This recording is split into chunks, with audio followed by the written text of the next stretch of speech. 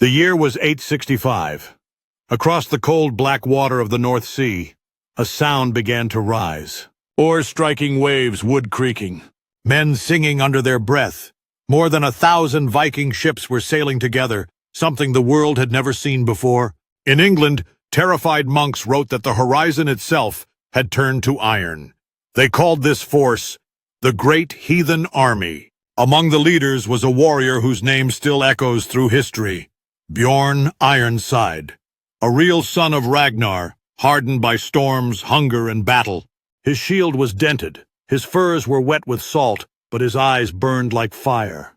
When the long ships reached the English coast, they hit the beaches with the sound of thunder. Men jumped into the surf, shields raised, axes ready. They did not scream. They did not rush. They moved in formation, shield to shield, step by step. Not wild, not chaotic, just like the sagas said. Drums began to beat from the cliffs. Boom, boom, boom. On the hill, Saxon soldiers waited behind wooden walls. They had never seen anything like this. The wind carried the smell of pine tar, sea salt, and war.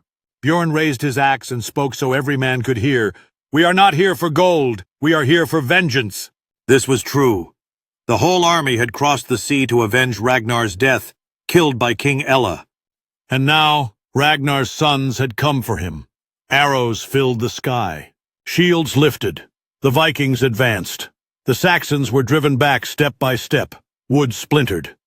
Walls cracked. And when the doors finally broke, battle roared like a storm. One man stood at the center of it all. Ivar the Boneless.